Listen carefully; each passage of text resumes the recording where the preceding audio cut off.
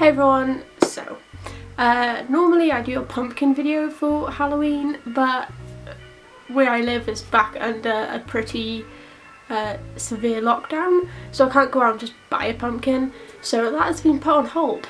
But I can still do a Halloween video. I have a list of my favourite horror movies and we're just gonna chat. I've done this before, but I think it was like my top 5. This is literally just a big list of horror movies I enjoy and like to regularly rewatch, so come along on this journey. Okay, so top of the list, this isn't in any particular order, but I've got Midsummer. Obviously this is a recent film, but I've watched it about 3 or 4 times now. First by myself, second with my brother and his girlfriend, which was a awkward watch, and the last 2 times with myself as well.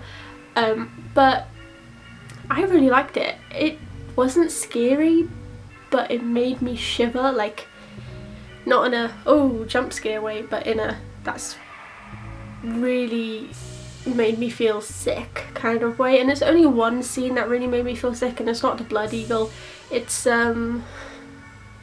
Mark, is it his name? When, spoilers if you haven't seen the movie, but when Mark has his face cut off and then a different person walks in wearing it, just the bit where you see Mark's face just hovering over, that for some reason always makes me shiver.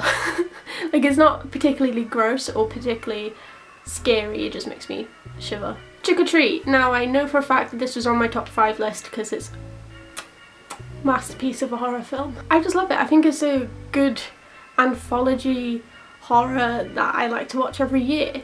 Sam's adorable. I'd love a Sam figurine, and I just love how interwoven the stories are. It's a film that I would just watch. It doesn't really scare me. I don't really know how I felt the first time I watched it. I think I was a bit scared. I can't remember how old I was though, so I don't know if you'd put that up to age or just me being a scaredy cat.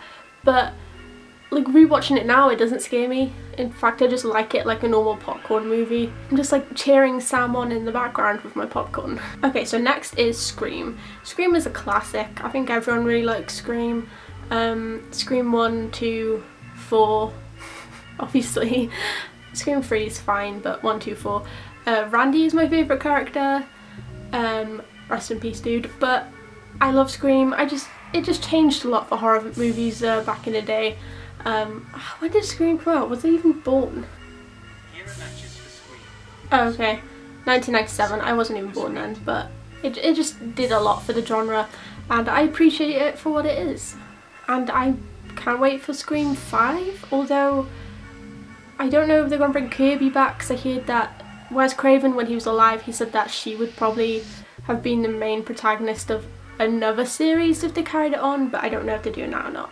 The Faculty. This is just like a guilty pleasure one. There's a lot of guilty pleasure ones on this list, but I love The Faculty because it's just so fucking weird. Like, aliens and what was it that kills them? Isn't it his drugs? It's just so fucking weird, and I love it. And Elijah Wood's in it. Now, that's basically a summary of the film. Okay, another guilty pleasure. Final Destination 3. This is probably my all-time favourite horror film. I know, so bad.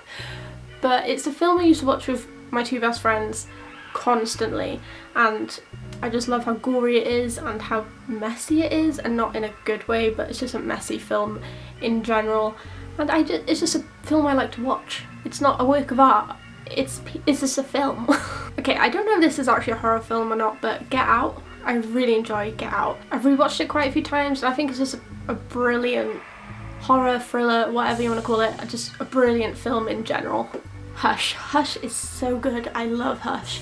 I love the director-wife duo behind it. I think they're awesome, and can't wait to see what else they bring into the horror genre, because they're killing it right now. Pun intended. But Hush is so good. A big part of me wishes they did actually cast a actress that was deaf. I appreciate what they did. They, you know, had a deaf protagonist, and that's not something you normally see. And the fucking guy from Spring Awakening scared the shit out of me. Okay, the next 4 are Stephen King adaptations.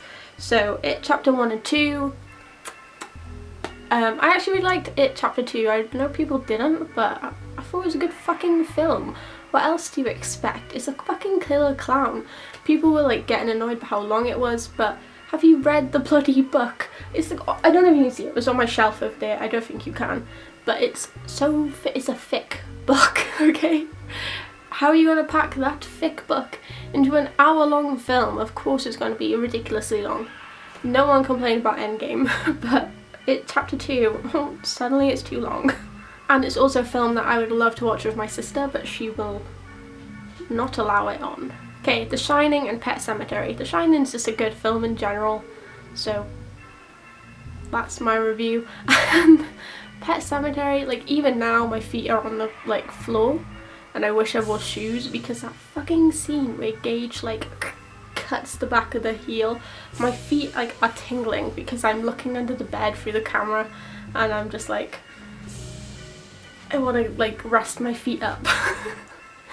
That whole film is just horror fuel. I've not seen the remake, not any particular reason, I just haven't caught it yet.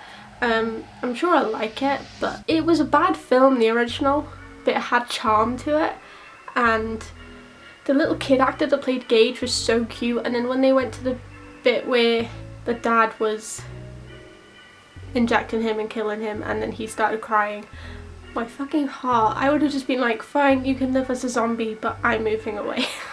Your next is next. This is just so many chef kisses in this fucking video, but it's such a good film. It's just badass, and I think I cannot tell you how many times I've watched this film, but I tend to watch it every Halloween. Erin's just a fucking boss bitch, and do not get in her way, okay? Okay, Cabin in the Woods. This was definitely in my top 5 video. It's just a good film, and this video is just basically me going, I like this film. It's a good film because I like it.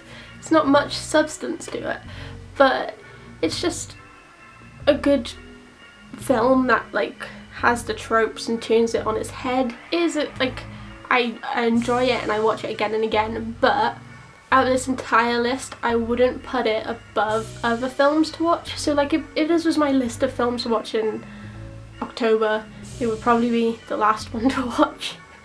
That's just out of this list, so that's really not saying much. Overlord. I've recently watched this and I loved it. I really loved it. My brother was a bit indifferent to it, but I loved it, and it's got my boy Fitz in it. Big reason why I watched it, and I think it's a good film. And spoiler, it's not really a spoiler, but the gore and the makeup and the practical effects, and like even the bits that are CG, I didn't care because I thought it looked so fucking cool.